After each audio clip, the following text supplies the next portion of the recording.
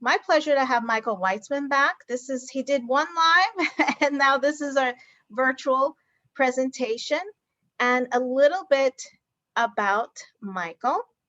He is a professional mental health, educational, motivational, inspirational, humorous, and helpful speaker, performer, keynote, advocate, and stand-up comedian with his own workshop presentation called The Three Amigos of Mental Health that he presents at conferences, clinics, hospitals, and many other organizations. He shares his own mental health story from discovery to recovery and recovery to discovery everywhere.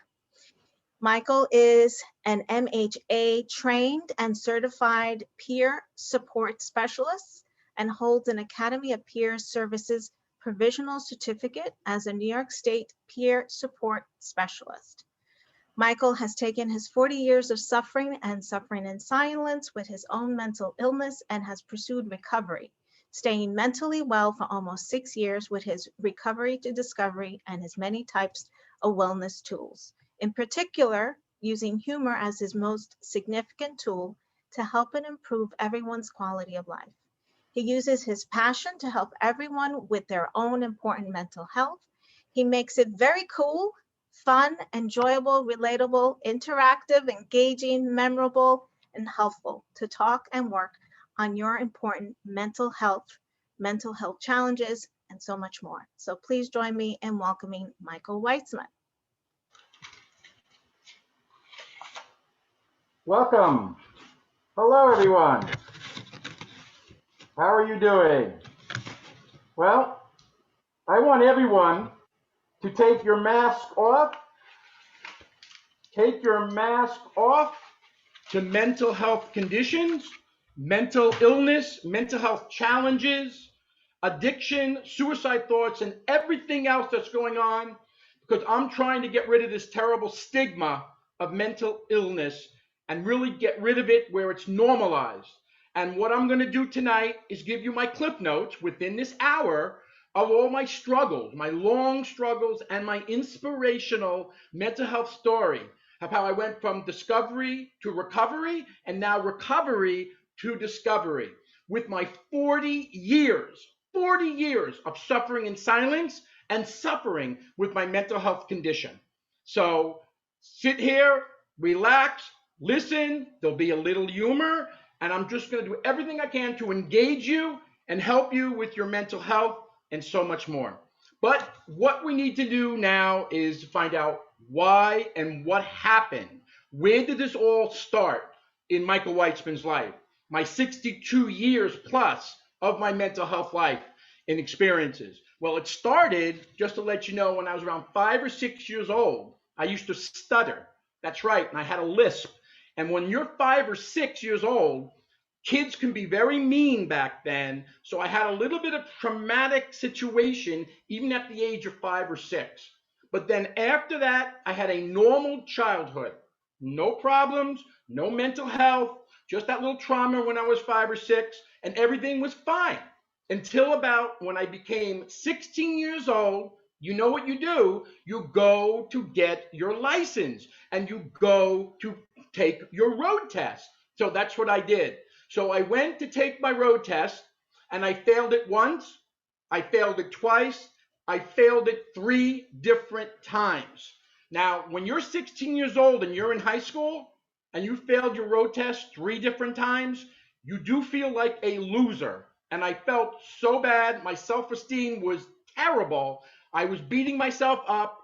I was unbelievably sick with mental illness, but we didn't know what it was. I didn't even know what it was. I was just suffering in silence because I couldn't pass a road test. And everyone around me, I wouldn't go to parties. I would isolate. Why? Because when you go there, the first words people get is, "Oh, did you pass your road test?" And I had to say, no. And then they'll say, "What type of car do you drive?" And I couldn't answer any of those questions. So at 16, that's when mental illness, or you'll hear me say my mental health injury or my brain injury, started when I was 16 years old and suffered in silence. So that's just a little bit what happened. Now, I also struggled in high school. I was able to get through high school, still suffering in silence. My parents did not know what was going on, but you'll find out they were a very big support in my life.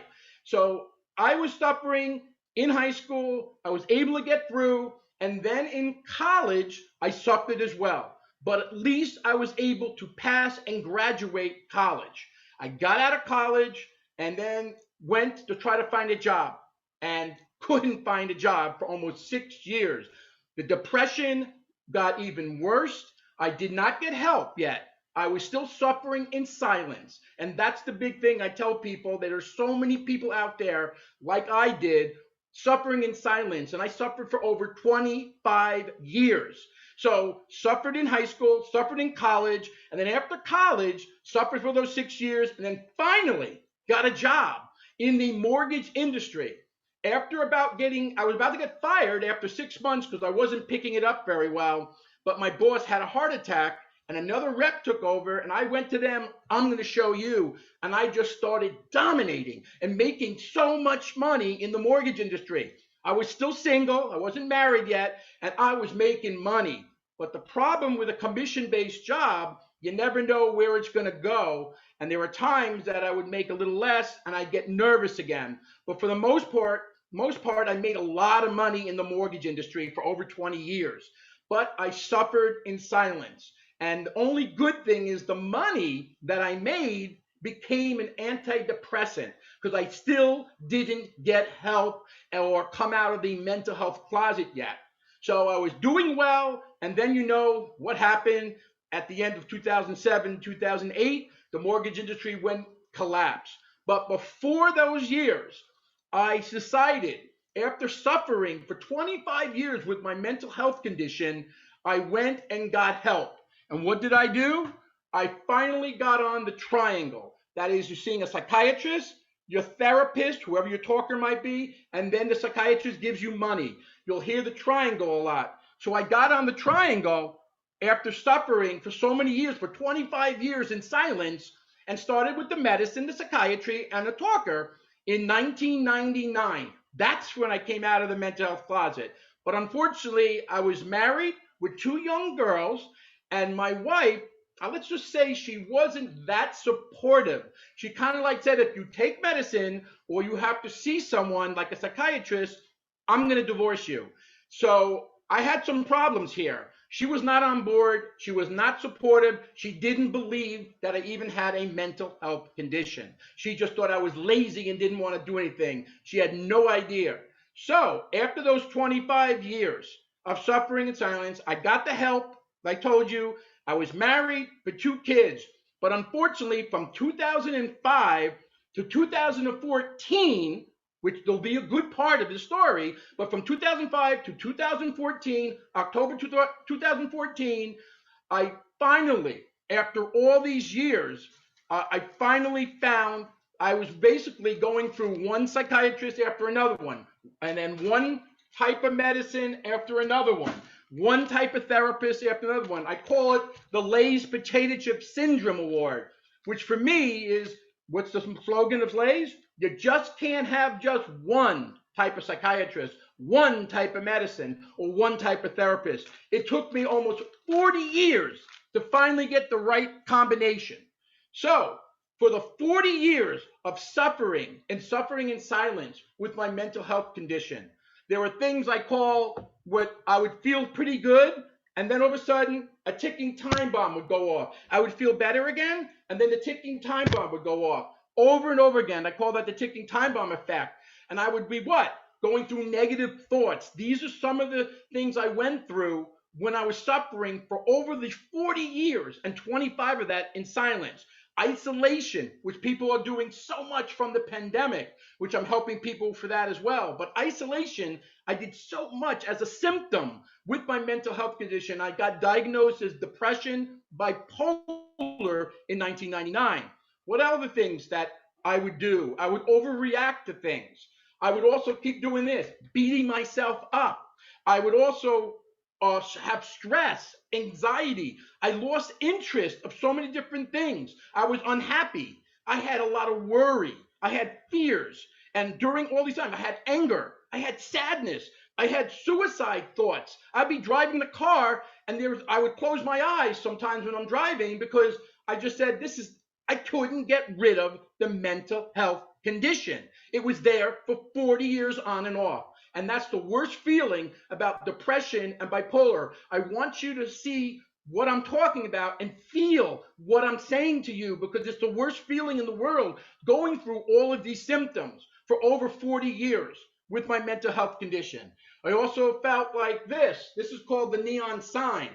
That's what my depression and my bipolars look like. It's open 24/7, just like a diner. And I woke up in the morning and the depression was there again. It wouldn't go away.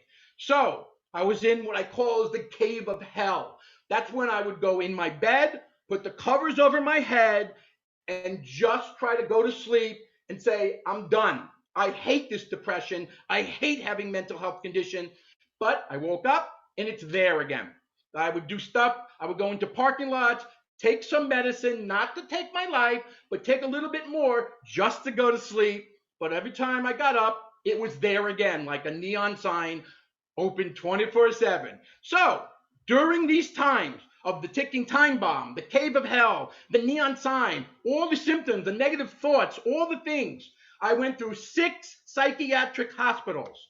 I went to 4 outpatient clinics.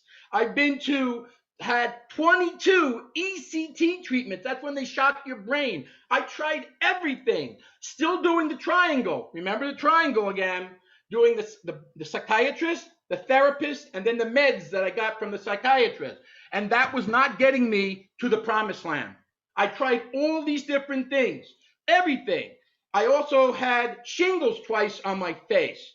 And then also on January 2nd, 2008, was a day I will always remember. It was the last day I ever saw my wife, and I didn't see my kids for a while. And I used these gloves. I am not going to tell you how or what I did, but I used these gloves to try to take my life on January 2nd, 2008. So this is all these things were going on during that 2005 to 2014, when I finally came out of the mental health closet in 99, suffered 25 years in silence before that, and this was what's going on. So finally, I was trying to see what can I do.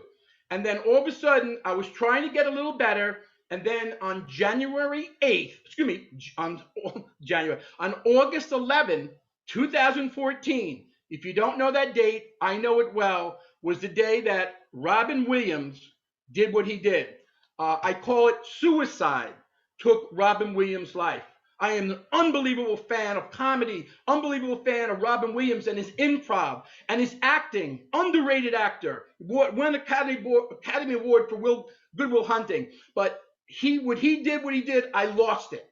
I got so much, oh my God, so much more sick.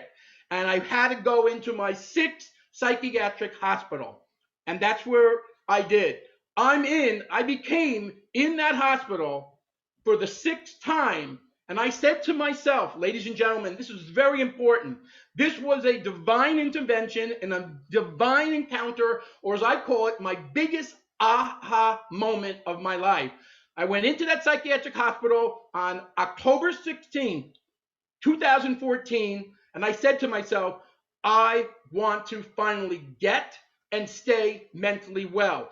I wanted to work on a workshop. So I came up with the 3 Amigos of mental health while I was in a psychiatric hospital. I came up with stuff I'll go into in a minute called Bipolar Gum. I would have things called mental joy. I would have all these things. We would talk about the brain. It's just a brain. So I can do stuff of what am I trying to do? I'm trying to normalize it and show that you can get and stay mentally well. So after 40 years in that psychiatric hospital, I came up with this workshop presentation. I have not looked back. I am now calling the 3 Amigos of mental health, and where I speak and perform by getting rid of this terrible stigma of mental illness or mental health challenges. Also, having people deal with acceptance and opening up about their mental health. where I used to suffer in silence for so long. I came out, but it took 25 years for me to finally come out of the mental health closet. So getting rid of stigma, dealing with acceptance and opening up, and then telling my story through my long struggles of having mental health condition, but having inspirational, motivational, and health, mental health stories. I do this and I speak and perform everywhere. And also, what am I trying to do? I'm trying to show that I can be a different and relatable and also different type of resource. So besides that, the stigma, the acceptance and opening up, telling my story.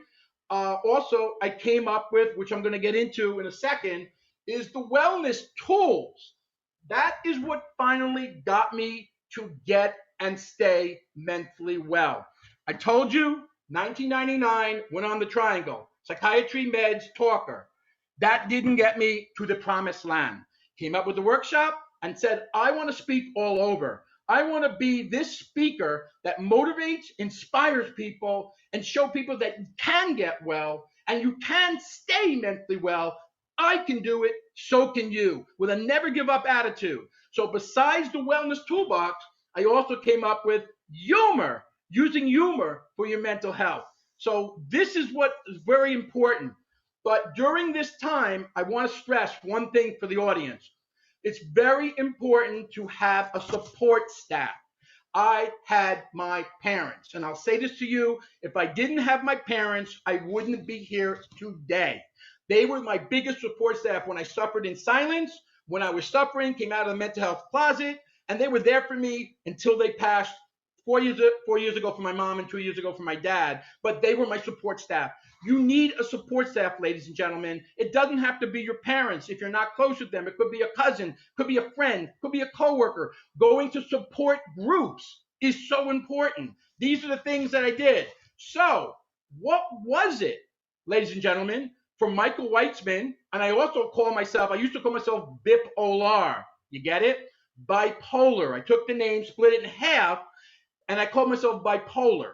I was my own diagnosis. Now I'm not a label. That's not who I am. I'm not bipolar or depression. I have strengths inside my body. So what happened is now I'm bipolar no longer. And then what was it that got me to the promised land after 40 years? It was the wellness tools from the wellness toolbox. Example, putting together a daily to-do list, journaling, meditation. I started doing meditation from a spiritual life coach, deep breathing exercises, doing yoga, doing affirmations. I do affirmations like if there's something you're doing that you want to stop. Mine was worry. I would come up with this, and I've been saying it for 6.5 years while being in the shower. Stop worrying as much as you can so you can become a much healthier man. Might sound corny, but it's been effective for 6.5 years, for over 6.5 years since I've been mentally well. I came up with a creed. I would deal with prayer, God, Bible. Jesus is a wellness tool. Reading the scriptures is a wellness tool. Incense, candle, music is a wellness tool. Dancing, yes, I'm a damn good dancer. It doesn't look like it, but I am. Also, like I said before, support groups, so important. Also, reading very good books from like Wayne Dyer, self-improvement books, self-improvement movies, tapes, inspirational, motivational movies. I have a cat. The serotonin comes out of my brain for petting my cat. That's a wellness tool, ladies and gentlemen. There's so many. Nutrition. That's a wellness tool. Having good sleep. Having a gratitude list, volunteering. I can go on, and eventually I will give you my email, and I can send you my list of wellness tools. But don't forget, it's not just wellness tools, it's also movies that got me to get and stay mentally well from the wellness toolbox. It was from Patch Adams. I recommend that movie.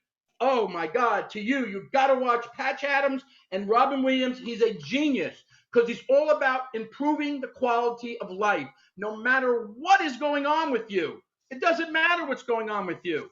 So these are just some of the wellness tools that I basically have been using for over 6.5 years that got me to what? Get and stay mentally well. Speaking and performing everywhere with my workshop, webinars, podcasts. I am everywhere. I want to be nationally known and I want to be worldly known, but just for one reason, not for the fame or the money. I want to help people with their mental health, their addiction, suicide thoughts, and whatever it is, because I'm relatable. I've gone through that. Suicide. I have suicide thoughts. I want to help everybody because that's something that I have. I have something called passion. And you can't go to school and take Passion 101. There is no course. But I'm the real guy that can help you with. I got passion that is so strong to help so much because that's what I want to do. It's all about using my passion to help others. So I recommend, I said before, Patch Adams. My story's a little similar, very similar to Patch Adams in his real life in that movie. Also, I said the books, The Four Agreements, an amazing, amazing book called The Four Agreements. And then also, do you want to say Silver Lining Playbook? You want to see Pay It Forward and Good Will Hunting, an amazing, amazing movie with Robin Williams, with Matt Damon. And I'll get into why that's a good movie. I'll get into it now. I'll say it again. Why? Because it's very important that it's not your fault. When you're suffering with your mental health condition, you're suffering with that brain injury. I got that from my good friend, Dr. Rob Kelly. So I always give him credit. And then also for addiction and whatever the case may be, I can help you. And suicide thoughts. That's what I'm trying to do. And these are the books and movies and all these different wellness tools. But the favorite one is what I'm going to get into now is why we need what? Humor and laughter and smiles in our life. Why do we need that? Does anyone know? Well, I'm going to tell you now, right now, why. Well, first of all, the serotonin in your brain and the dopamine, these are the things that fuzzy, happy feeling, reward experience, the serotonin, the dopamine, and of course the endorphins that gets released from your brain. It boosts your immune system. This is why you want to have humor, laughter, and smiles in your life. Try it. That's what I do as my biggest wellness tool for getting and staying mentally well. So it reduces your blood pressure. Laughter. This is basically humor, laughter, and smile. It promotes a sense of well-being. It dulls and kills the pain. If you're suffering with your mental illness or a mental health condition, yes, I understand. Sometimes you're really sick, and there are days it didn't help me. But try the wellness tools from the wellness toolbox and try humor. What else will it do? Alleviate stress and anxiety. It relaxes the whole body. What else does it do? It's a natural beauty enhancer. Look, I'm just kidding about that part. It produces empathy. It's contagious. When you start laughing, I start laughing, you get the belly laugh. That is so important for your mental and your physical health. What else is it good for? It's for success. People now are going for job interviews and they're saying appropriate humor to their new boss. What else does it do? It increases productivity. I want to be speaking all over to Amazon, Walmart, all those companies because 1 out of 4 is suffering with a mental health condition. That's being diagnosed. And then there's a whole many people that are suffering in silence that have not come out of the mental health closet. What else is humor, laughter, smiles good for? It improves your feeling of well-being. And the most important reason you want to have humor and laughter and smiles in your life, you know what the reason? You know what it is? It will make you live a longer life. You know how I know that? I Googled it. No, seriously, it will make you. Bob Hope was 100. Phyllis Diller was 95. All these comedians. I'm not saying it's going to definitely make you live longer, but it sure won't help. It sure will help produce the immune system and so many other things. Here's one for you. How many times does a 4-year-old laugh and smile during the day? How many times? Do you have an idea? Well, a 4-year-old laughs and smiles 300 to 400 times a day. Unbelievable. You look at the kids. Look at the 4-year-olds. Look at them playing. They're laughing and smiling 300 to 400 times a day. Do you know how many times a 40-year-old is laughing and smiling during the day? Between 3 and 13. That's it.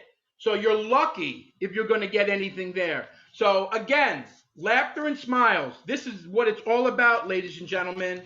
It is. And I just want to let you know, I just partnered with Wrigley's. You know, the gum company, Wrigley's. You know, Wrigley's, the gum company. Well, I just partnered with Wrigley's, and I just came up with Bipolar Gum. That's right, Bipolar Gum. If I had a seminar, I'd throw it to you in the audience, but I can't. We're doing it through Zoom. Bipolar Gum. So now you too can have the taste and the feel of having bipolar. But don't worry, each stick comes with free hospitalization, ECT treatment, and permission to run naked in your local shopping mall. I've done that 3 times. So chew up, ladies and gentlemen. Chew up, ladies and gentlemen. And I got schizophrenia mint gum coming out next week. So what is it all about? Have fun with your mental health. Don't make fun. Have fun. That's what I'm all about. This is what it's all about. You know? You ever hear of Match.com? You ever hear of Match.com? Yeah. Anybody? If you're married and you have your hand up, I don't want to know. If you're Match.com, well, that's an internet dating site. Well, they have a new site out. It's not called Match. It's called MatchMD.com, and those are for people that have mental disorders. So on the regular site, I find a woman that has blonde hair and blue eyes and likes to dance. Now on this other site, I find a woman that pees a lot, has mood swing problems, and anger management issues. You know what? I'm in love. Yeah, I'm in love. And we're going unsteady. You get it? We're going unsteady. It's a joke. Again, have fun with your mental health. Don't make fun. And also, with my humor, I also auditioned for America's Got Talent. America's Got Talent 3 times. I didn't get on. I don't know why. But this is my character. Her name is Mrs. Staying Alive. Staying Alive. She is Patch Adams meets Mrs. Doubtfire. It's my little tribute to the amazing Robin Williams. And she's all about getting rid of the stigma of mental illness by using humor as your biggest wellness tool. And also, she's all about equality, equity, diversity, and inclusion for all types of people, no matter what is going on with you, whether you have a mental health condition, a disability, chronic illness, elderly, we all are what? Created equal. And this is Mrs. Staying Alive. Yeah, she's a beauty. She's gorgeous. That's Mrs. Staying Alive. She came from dancing and performing at nursing homes and assisted living places when my mom was alive. And then she's become a character in my workshop because she also, tried to get on TV. I think I will, a different way. But I also just auditioned for Britain's Got Talent. So maybe they'll accept Mrs. Staying Alive. So all these things that I'm doing is to what? Help people with their mental health. Get rid of the stigma. Get rid of the stigma. Have people deal with acceptance and open up and tell their story that they are struggling. Don't struggle in silence. It's not worth it. And what is it all about? As I said before, in the movie Good Will Hunting, Robin Williams, who won Academy Award, said to Matt Damon about 12 different times to break him, he said, "It's not your fault. It's not your fault. It's not your fault." And that is what it is. It's not your fault if you have mental health condition or you have suicide thoughts or you hear voices or you have addiction or drinking alcohol, whatever it is, it's not your fault. But you need to do something with it, and you got to work on your own recovery. That you need to do. That shows strength when you do that. It's not weakness. So it's not shame if you have something going on. You don't need to feel guilty that you're suffering with the mental. It's not your fault. So I tell people you can suffer because it's just this, ladies and gentlemen. I took it out today. It's my brain, and it's really a little smaller, but got bigger today. But it's all it is. It's a brain. That's all it is. It's just like if you walk down the road and someone has a sling and they have a broken arm. There's no difference. Their arm needs to heal, just like your brain. The mental injury, it needs to heal. Just like in health, the first 4 letters of heal is in health. Heal, not be a heal, but to heal. And I'm always getting people to do these things. Now, there's also other things. There's also something called myths. that they say you can get contagious. If I touch you, you're going to get depression, bipolar. Obviously, that's just a myth. You can't get it. It's not contagious. We don't know. It could be childhood. It could be a trauma. There's many different reasons that you have some type of mental health condition, something that happened to you, childhood, many different things. They say it's weakness. No, it's not. If you don't get help, it might be something it's bad. But if you're getting help, it's strength, ladies and gentlemen, strength. Whatever. It says it leads to violence. Sometimes it does, but I don't believe the media that every time someone does a crime or does a shooting, it's mentally illness. It's just people just doing bad things as well. They say you can never get better. I did. I got and stayed mentally well. But remember, I suffered for over 40 years and suffered in silence for over 40 years with my mental health condition. It says it's uncommon. It's not. 1 out of 4 people has a mental health condition that is diagnosed, and we don't even know how many that are suffering in silence. What else? As I said before, it's not your fault. It's not shame. It's all in your head. We know it's in your head, but it's not your fault. It could be, like I said, bad childhood. But the best thing is when someone says to me from the movie with Cher and Nicolas Cage, and she hits Nicolas Cage in the head and goes, snap out of it. If I would have snapped out of it over 40 years ago, ladies and gentlemen. I would have, but it didn't. It took a long time for all the years of suffering to finally find the right combination. I found the right combination.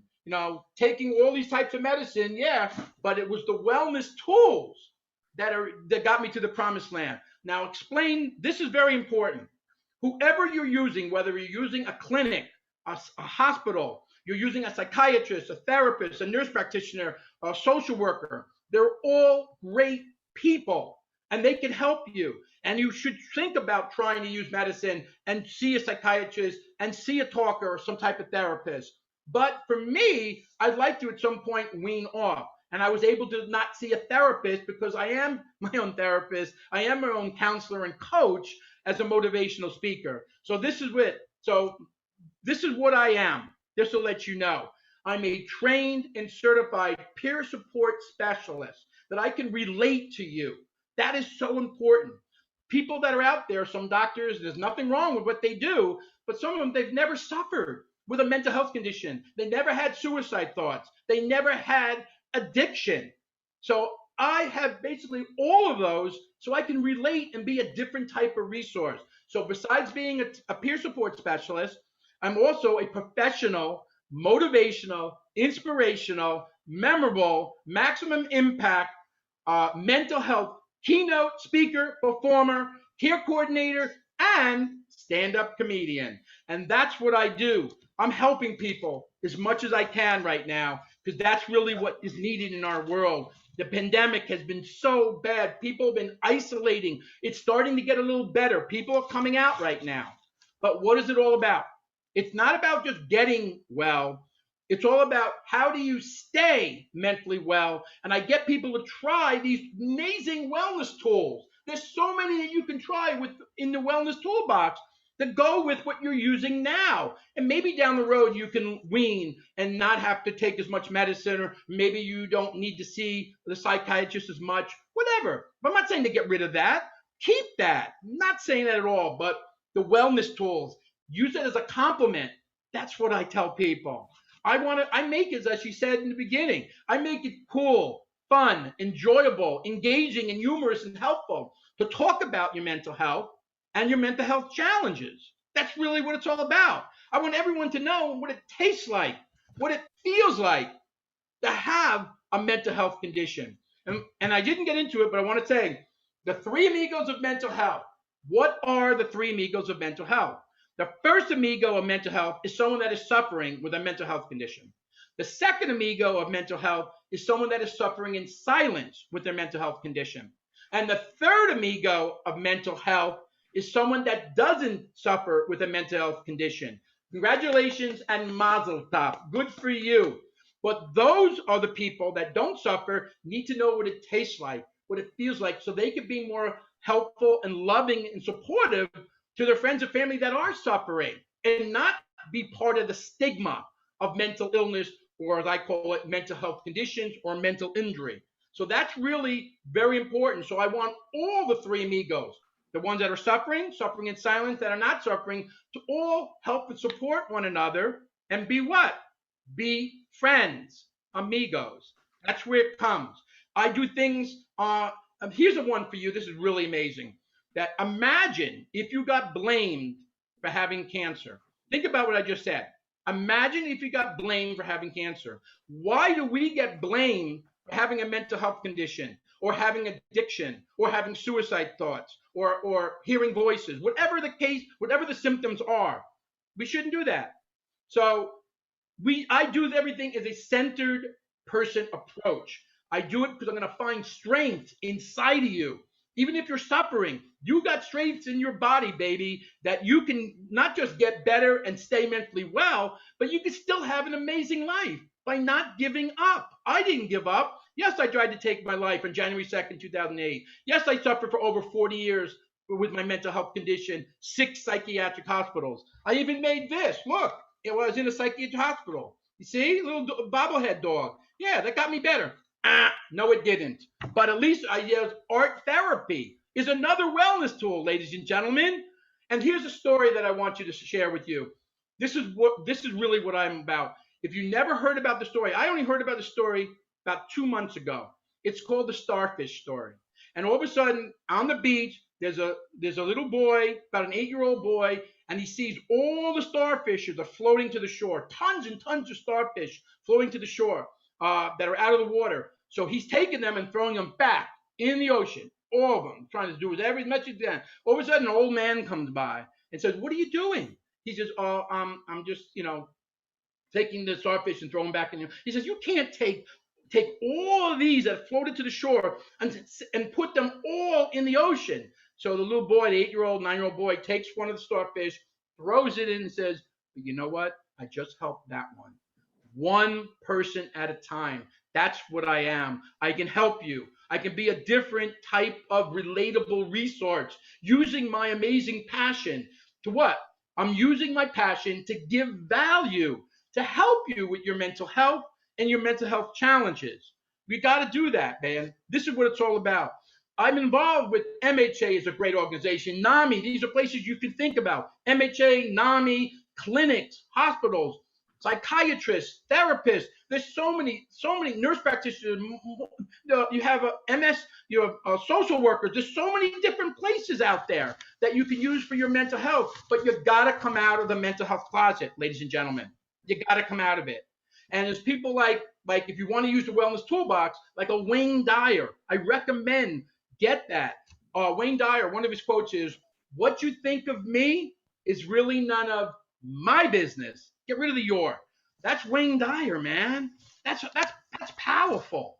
You don't want to compete with other people. What you think of me is really none of my, so these are things that I do. Like I said, my passion is from over 62 years of suffering in silence, and now I'm doing something about it. I'm doing God's work to help everyone I can with their mental health, addiction, suicide thoughts, whatever it is. It's okay. If you're struggling, you can get the help. You can go with discovery to recovery, and then recovery to discovery. So these are just some of the things. Hope, that's another word that's very important. I use it as HOPE. It stands for helping other people every day. That's what I do. That's what I think, that definition of hope in my mind. Also, another definition of hope, having opportunities perform effectively. Hope. So I'm using this. In the movie Patch Adams, you got to watch the movie, not just once, but first watch it once and watch it again. I've watched it 6 different times. It says it in there. He got diagnosed basically when he wasn't going to be a doctor. Because he was using humor and everything in the movie and stuff to be a doctor and get to know the person's name, not the diagnosis, and helping to improve people's quality of life. But when he was about to graduate, he wasn't going to. The doctor that wasn't going to graduate him said, know what he had? His diagnosis was excessive happiness. I have excessive happiness now for being and staying mentally well for over 6.5 years. It is contagious. I am this. You don't want the coronavirus, ladies and gentlemen. You don't want that. But know what virus you do want? You want the Michael Weitzman, bipolar no longer, Mrs. Staying Alive virus, that I can be that infectious and contagious to go inside your body and your mind to help you with your mental health and your mental health challenges, addiction, suicide thoughts, whatever it is. Now that's a virus that's spreading all over, and hopefully will spread all over the United States. And I'm getting very popular in the UK and other parts of the world because I am that different type of relatable resource that can help you with your mental health and your mental health challenges and so much more. So that's just it. And one other thing I want to go into before we have another about 5 more minutes, I'll do this. Uh, Suicide, very important. It is the 10th leading cause of death in the United States. Over 50,000 people. That was in 2019. I think 2020 it's even more because a lot of people during the pandemic were taking their life. A lot of people was doing opioid use. A lot of people was doing addiction, and a lot of people were also getting mentally ill or mental health, having a lot of mental health conditions. So that is the 10th leading cause of death in the United States. That's unbelievable. And it's the second leading cause of death in colleges. So they're suffering. You can see what our youth from this pandemic and wearing a mask. Here's my mask that I use. This is my mask. You see? See, I'm not making fun of the pandemic. I'm just keeping safe and safe from you, but have fun with your mental health. Because you watch the movie, you'll see that it's all about the red nose. You got to watch that. It's in the movie Patch Adams. That's where they came up with the red nose. It's all about improving people's quality of life. And one other thing, does anybody here, anybody that's married or used to be married or might still want to be married, okay? If you raise your hand and, well, let me tell you something. Marriage is an amazing institution. I'm telling you, ladies and gentlemen, marriage is an amazing institution. But my marriage made me go into the institution. And I got the toiletry bags to prove it. Again, have fun with your mental health. Don't make fun, have fun. That's what it's all about. And that's what I do through education and awareness. This is what it is. Does it look like, if I have it stuff on my head, that I was in 6 psychiatric hospitals? I tried to take my life. I had basically 22 shock treatments to my brain. Does it look like it? I had shingles on my face twice in 9 months. Does it look like that? But I did. That's my life, my mental health story, man. And it's all about getting it out there and showing people you can get better, you will get better, and you can stay mentally well. And that's basically what I'm doing. So I'm using all of these wellness tools, ladies and gentlemen. Please, I'll give you my email. I'll even give it to you now. It's M. Weitzman, spelled M and then Weitzman, WEITZMAN, the number 3 at gmail.com. mweitzman3@gmail.com. I will send you the wellness tools. I will send you all of these amazing movies. Silver Lining Playbook. It's a bipolar love story. How can you not love that? It's like Officer and a Gentleman. Very similar, but it has to deal with mental health. These are movies that help. I want to introduce you to mental health movies. I want to introduce you to inspirational movies. Green Book, another great movie. It deals a little bit with race. All these different things. I have so many movies, books. The 4 Agreements. You ever hear the 4 Agreements? It's only 130 pages. If you do the 2 agreements that are most important, be impeccable with your word. That means without sin. And then the other one is don't take anything personally. I bet you there's no one out there that takes things personally. Yeah, right. Everybody takes things personally. You don't need to. I do it this way. I do it like from the Beatles song, and not just the Beatles song, but also the Frozen song. What is it? Let it be and let it go. And that's really what it's all about. And that can help you with your mental health.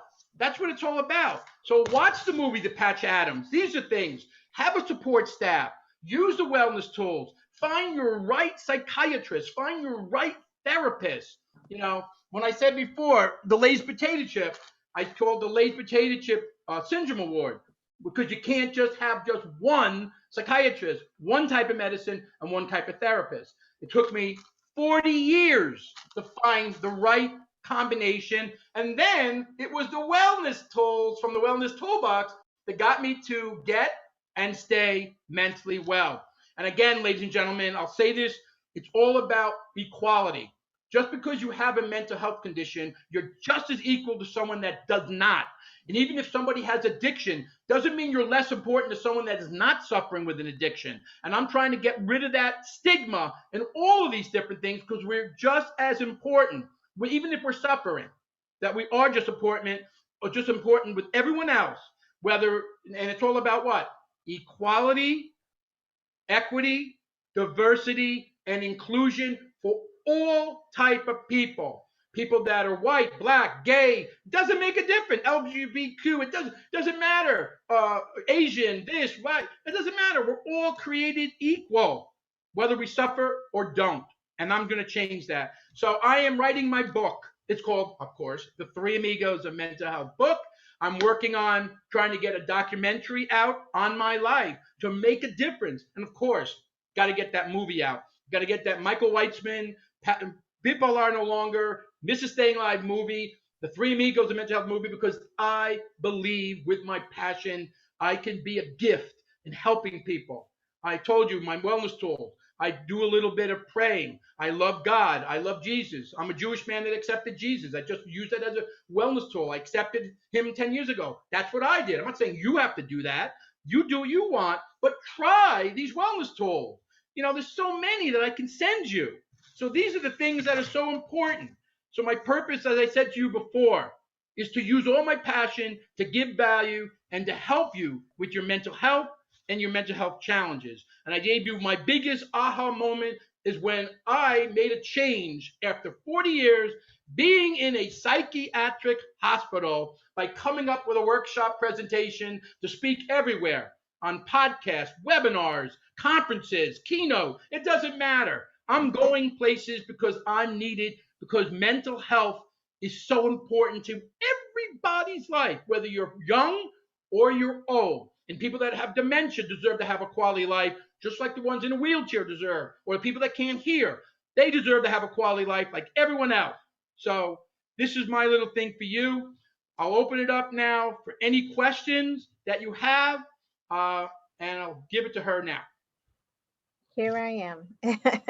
So if anyone, thank you so much, Michael. Very inspirational, very passionate. Welcome. And I think you will or have been really helping so many people with your positive attitude, and we can't applaud you enough. And it looks like Brian said, thanks, Michael. You're an inspiration to all of us in the mental health community. Hope you can join us for a NAMI Mental Health Awareness Gallery. Just email me and I'm there for you. So we are opening the floor to questions, and you're welcome to unmute if you prefer to not unmute and you would like to type your question in the chat. You're welcome to do that as well. Okay. If you want to share your camera with us, that's also fine. Yeah, you can show yourself, and you can unmute yourself if you want to. It's just a brain, ladies and gentlemen. Here's a question from Marissa. If you could tell your younger, struggling self one thing or one piece of advice with the knowledge you have now, what would it be? Get support immediately, and get the support. So if you, I had to wait so many years to get to the promised land. Get the support that you have, and also don't feel ashamed if you have ADHD or you have anxiety or stress. Do not feel ashamed. Get the help. Talk to people. Talk to your parents. Talk to your friends. Talk to your doctors. Talk to your clinics. Talk to people. I said, open up. Open up with your acceptance. But you got to come with acceptance. If you're back with denial that you don't have a major problem or you don't have an addiction and you're having suicide thoughts, you say, no, I don't have any. You're never going to get anywhere. So get that and get that support. Very important. Valerie has a comment. It seems that so many people fear getting too close to someone with mental health disorders. We need to continue to educate so that the stigma will wane. Absolutely, Valerie. I love Valerie. Yes, very much so. And if when I used to do the seminars, and I raised it, how many people either have or know of someone that has a mental health condition, and usually it's 90% of the audience raises their hand. That's pretty amazing. So why am I doing this? Because we need this in the government. We need mental health in schools. We need mental health all over the place, especially because of what happened with this pandemic. Especially with the pandemic, people are still suffering, and they were suffering for over a year. So we got to get it out there, and we need to normalize it, that it's okay if you're suffering, as long as you work on work on your recovery and get the help you need, whatever you decide to do. But try other things like I did, like the wellness toolbox and the humor. Try. So Michael, what do you do if there's someone who acknowledges they have a mental health issue, but doesn't feel it's worth getting any help or talking to someone? I do everything on I don't pressure anybody. I work at a psychiatric hospital. I used to be a patient at, and I have my own clients. I have other people I talk to from all over the United States, all over the world. The most important thing, I get them to open up about how they feel. How do you feel? What is going on? Talk about it. It's okay. As I said, to get out of that mental health closet, you got to get out. You got to come with some type of acceptance and opening up. And that's what I do to everyone, whether you're 5 years old, which is harder, of course, but if someone is 15 or 35 or 50 or 100, it doesn't make a difference. We will talk. I will tell them my stories. I will tell them I'm a peer, man. I went through hell for over 40 years on and off. I can help you. I can be a different type of resource, a relatable one. And that's so important. When you can relate to your audience, you can relate to your clients, they're going to open up more to you because, yeah, this guy had what I'm going through right now. Maybe I should listen to him. Maybe I should talk with him. And maybe that's something that I can help so many people.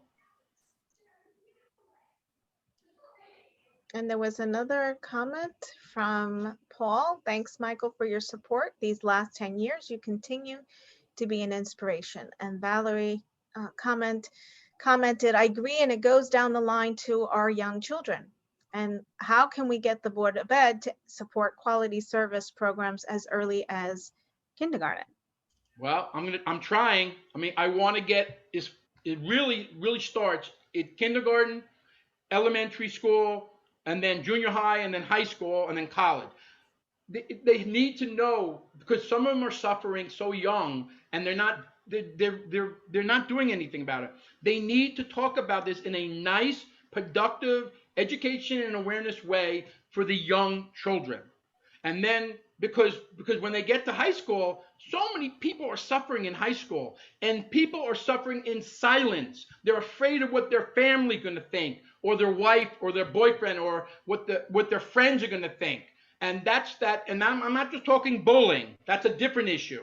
That has to stop as well. But this is something that has to be talked about with our government, or even with our government. Have me go speak, do Zooms, do my seminars with the young, make it age appropriate. I won't do certain jokes, that's not for them, of course. But let me speak to these schools. If you know of any schools, elementary, middle, high school, colleges, I was speaking until the pandemic hit, and then I stopped speaking. We were not doing anything in person. We're doing everything through Zoom. So I'm gonna try my hardest to get into the schools. So important, and the young kids. It's so important to start them early. So if you get to your high school now, you can really deal with it, and deal with your mental health, and deal with the brain, and really not feel ashamed and have that guilt or that stigma. And that's what I'm trying to do. It's not easy, but got to get the schools, and we need companies to have a mental health program, because 1 out of 4 is suffering with a mental health. Even in Amazon, big companies are suffering, but they're not doing anything about it. So Preston has his hand raised. Preston, do you have a question, or were you just testing Yes, I do have a question. Go right ahead. as an adult, when you're coaching or you're trying to help a teenager, let's say, with this, what is it? What is the danger that the adult need to keep in mind? The danger for the adults. Well, depends if the adults are mentally well and they're doing good. Depends. If you know it, some people, some adults, they don't get it. I know of so many people. I'm not gonna bash my ex-wife, but there are many people and other people that don't get it. They don't understand, or the most important thing, they don't want to understand what mental, and I don't like to use the word illness anymore, as you notice, what a mental health condition is. They don't want to know. They don't want to. They want to stay away. That's that stigma. That stigma. We got to get rid of that. Smash it. Stomp it. Because we want to normalize it. That it's okay if you're suffering with whatever you're suffering with. So for the adults, I'm trying to get the adults that don't get it to understand what it tastes like and what it feels like to have a mental health condition or have addiction or suicide thoughts or hearing voices, whatever it is, or have anxiety or stress. And when the adults understand it, then they could be more supportive and loving to the young people that are going on. Because there are parents that say, man up. I mean, even somebody, I'm not going to mention a name, a famous guy said, man up, because somebody was suffering with depression. No, it's not manning up. It has nothing to do with that. Not about being like, oh, that's, oh, you have a mental illness. I got to get away from you. No, that's not what we treat. We treat everybody with respect, whether you're suffering or not suffering. So to answer your question, I just want all the adults to get the help, even if you're not suffering. Learn what anxiety is. Learn what depression is. Learn what bipolar is. Learn what these things that people go through, which might be your own family or your own friends or your own coworkers.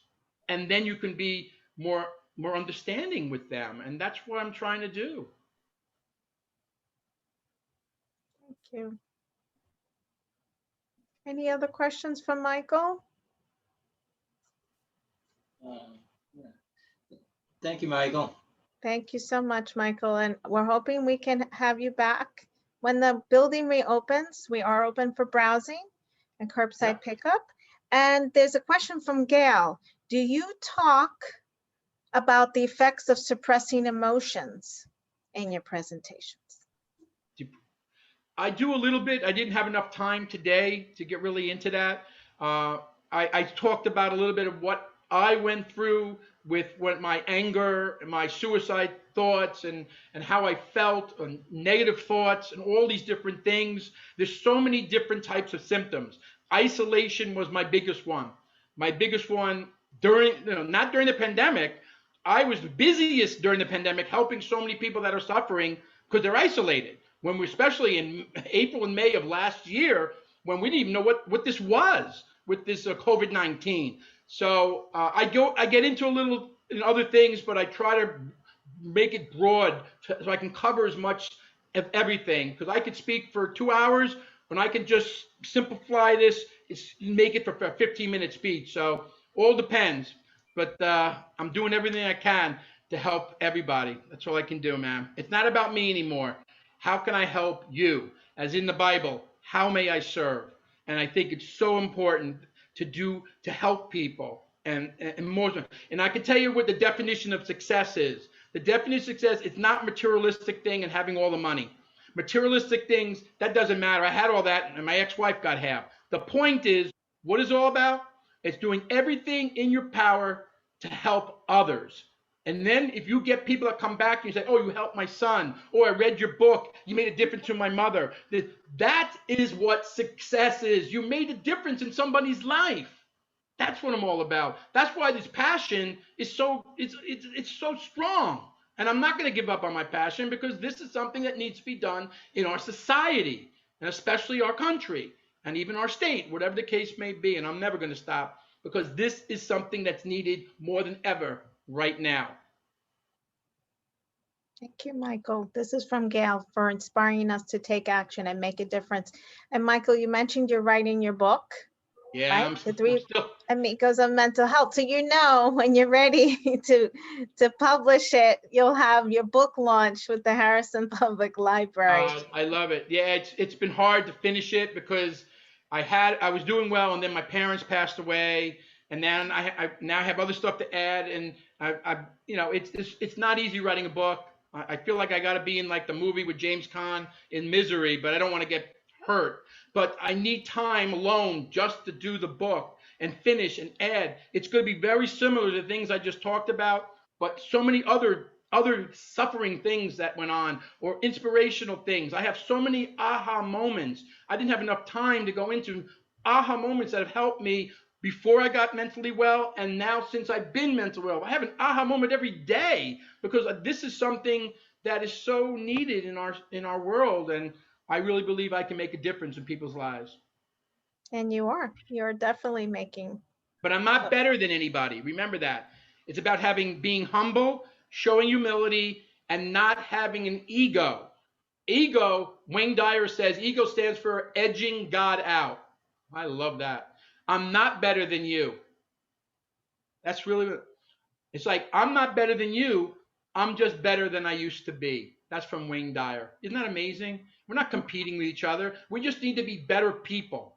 We need to be better listeners. We need to be better fathers. We need to be better lovers. Well, that I don't have to worry about. But you know what I mean.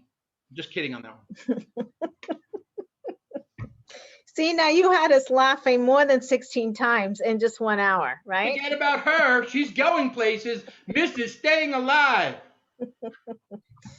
So, well, this has been wonderful to hear your personal account, and we all appreciate that you're so willing and so open about it and honest, because that transparency there is an eye opener for many people. And even if we've heard it before, just hearing it again just reaffirms it. There's And so many people not coming out. They feel just like you said.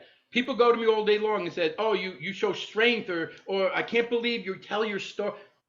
I'll tell a stranger. I help homeless people. I go to the shelter. They all need to. They all need. They all deserve to have a quality life. Everybody, no matter what's going on with them.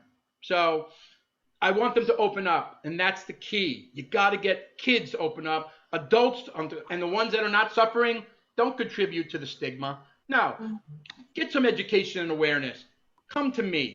I'll change your mind about helping people that are suffering. And we don't make fun. We have fun with our mental health and our mental health challenges.